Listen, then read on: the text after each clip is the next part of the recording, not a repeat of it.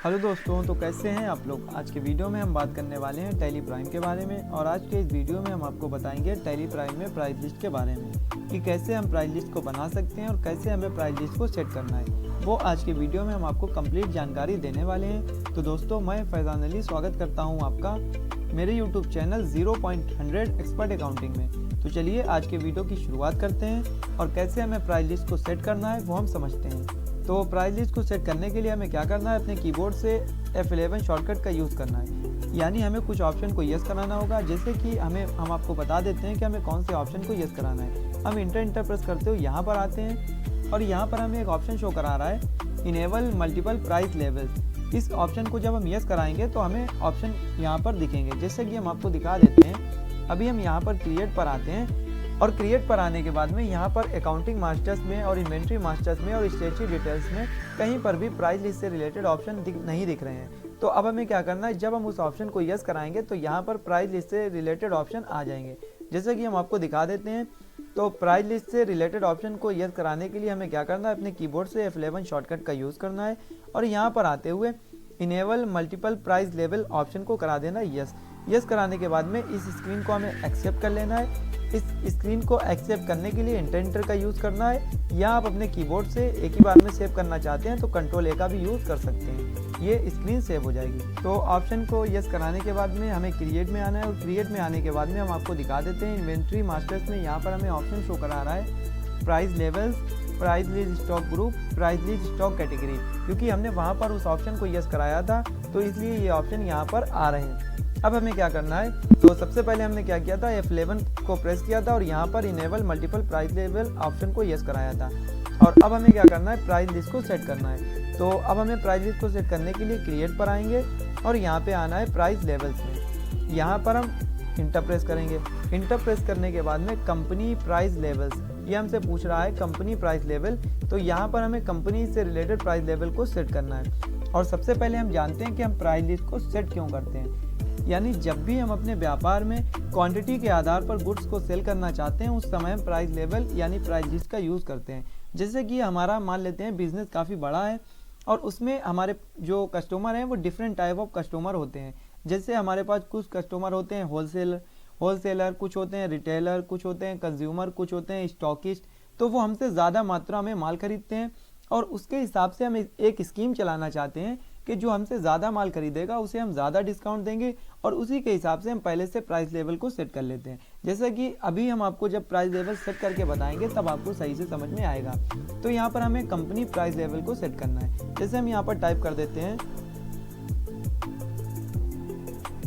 हमने यहाँ पर टाइप कर दिया है होलसेल, यहीं पर टाइप कर देते हैं रिटेल, यहाँ पर टाइप कर देते हैं कंज्यूमर और यहीं पर टाइप कर देते हैं स्टॉकिस्ट।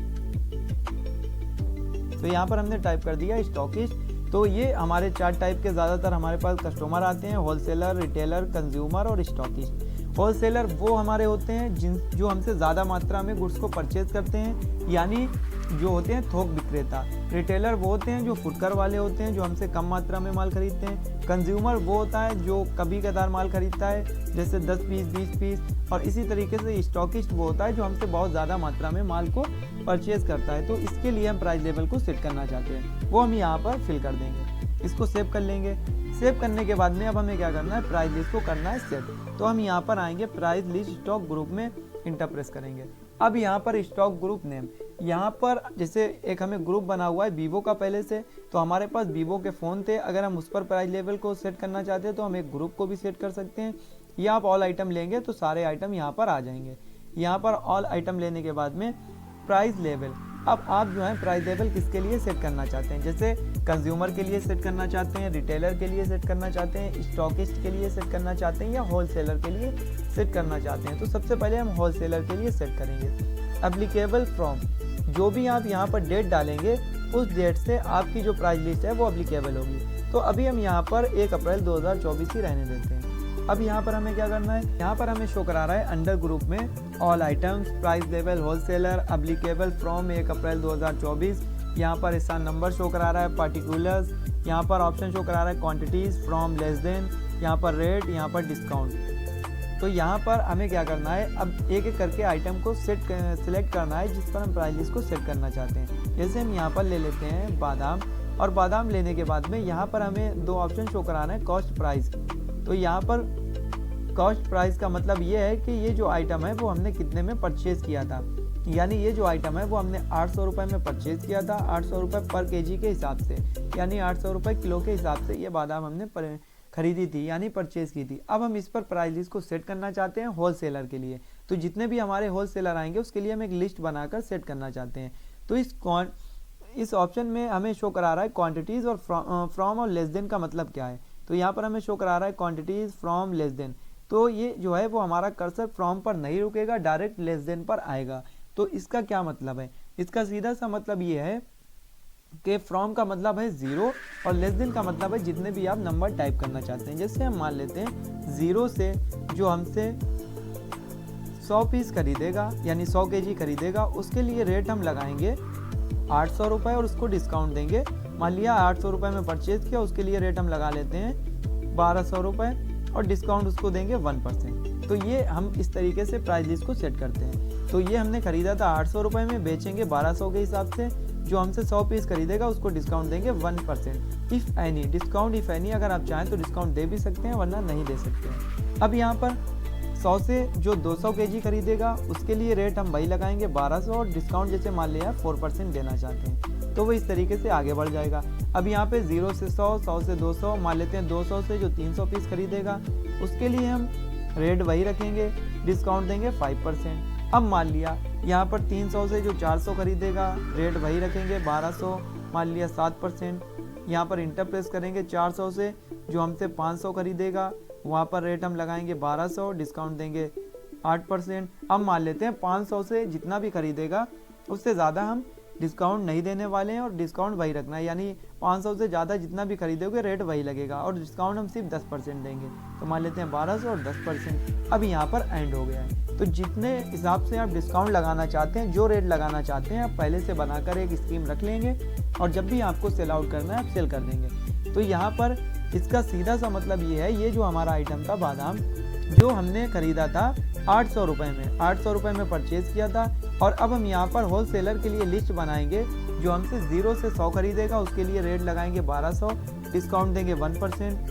100 से 200 खरीदेगा रेट 1200, डिस्काउंट 4%। यहाँ पर 200 से 300 5% डिस्काउंट, यहाँ पर 300 से 400 1200 रुपये रेट लगेगा, वही 7% डिस्काउंट। तो इस हिसाब से आप प्राइस लिस्ट को सेट कर सकते हैं। तो यहाँ पर हम इंटर प्रेस करते हुए नीचे आते हैं।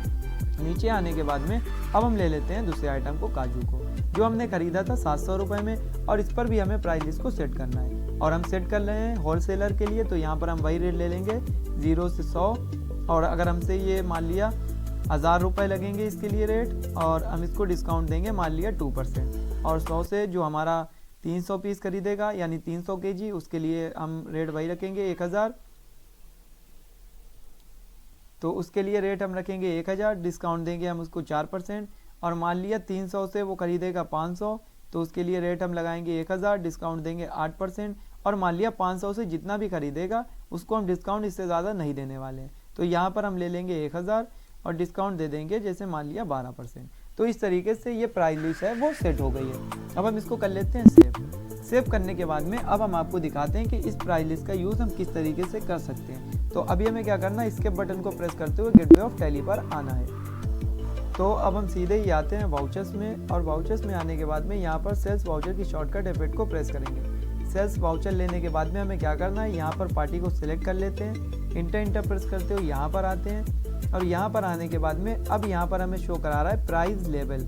अब यहाँ पर list of price level show करा रहा है, कंज्यूमर, रिटेलर, स्टॉकिस्ट और होलसेलर। तो किसके लिए आपने प्राइस लिस्ट बनाई थी आप वो यहाँ से सिलेक्ट करेंगे। जैसे कि ये जो कस्टमर हैं वो आपके अगर होलसेलर हैं तो आपको होलसेलर लेना है, रिटेलर हैं तो रिटेलर लेंगे, कंज्यूमर है तो कंज्यूमर लेंगे, स्टॉकिस्ट हैं तो स्टॉकिस्ट लेंगे। ये हमारे लिए होलसेलर हैं। होलसेलर लेने के बाद में सेल्स लेदर पूछ रहा है तो यहाँ पर सेल्स अकाउंट को सिलेक्ट करेंगे। सिलेक्ट करने के बाद में हम स्पेस बटन को प्रेस करेंगे और यहाँ पर हम ले लेते हैं क्वांटिटी। तो जैसे ही हम यहाँ पर क्वांटिटी लेंगे और यहाँ पर ऑर्डर नंबर नॉट एप्लीकेबल लगना है, हम सिर्फ क्वांटिटी डालेंगे और रेट और डिस्काउंट अपने आप ही पढ़कर आ जाएगा। जिससे मान लेते हैं हम यहाँ पर डाल देते हैं 1, इंटर प्रेस करेंगे तो यहाँ पर रेट अपने आप ही पढ़कर आ गया। पर यहाँ पर डिस्काउंट से रिलेटेड अभी ऑप्शन यहाँ पर शो नहीं करा रहा है।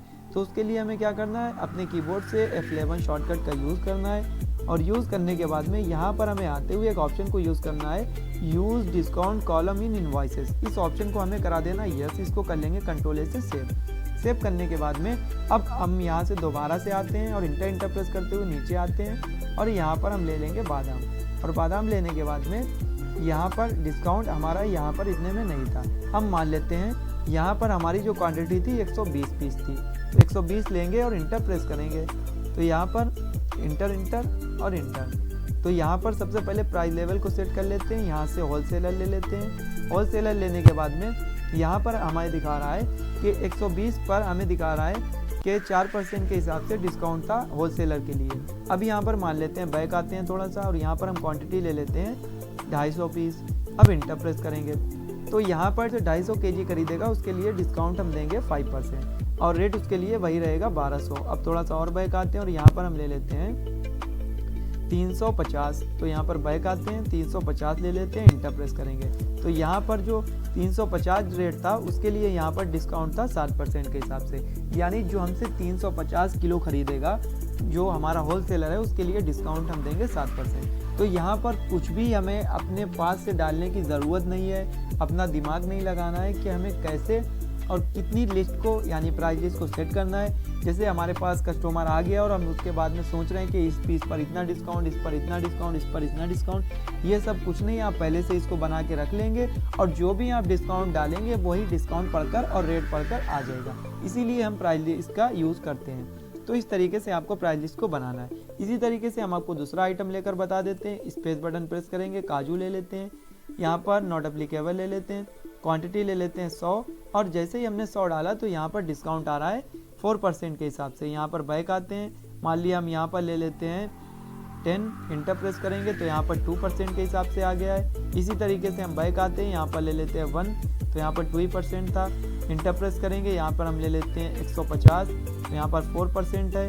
बैक आते हैं, मान लेते हैं यहाँ पर हम 250 तो यहाँ पर 4% था, यहाँ पर हम ले लेते हैं 450, इंटर प्रेस करेंगे तो यहाँ पर कितना है 8% के हिसाब से। तो जो भी आपको डिस्काउंट देना है वो आप इस तरीके से डिस्काउंट दे सकते हैं, यानी जो हमसे क्वांटिटी में ज़्यादा गुड्स परचेज करेगा उसी के हिसाब से हम उसको डिस्काउंट देंगे। तो ये हमारी प्राइस लिस्ट इस तरीके से हमें बनाना है और उस तरीके से हमें माल को सेल आउट करना है। अभी हम इसको सेव कर लेते हैं। सेव करने के बाद में अगर आपको इसका प्रिंट आउट निकालना है तो आपको क्या करना है, पहले आना है इसके बटन को प्रेस करते हुए गेटवे ऑफ टैली पर। उसके बाद में हमें आना है यहाँ से डे बुक में और यहाँ पे हम आ जाना है सेल्स में। यहाँ पर अल्ट के साथ पी शॉर्टकट का यूज़ करना है या आप अपने कीबोर्ड से कंट्रोल के साथ पी भी प्रेस कर सकते हैं जब भी प्रिंट आउट निकल आएगा।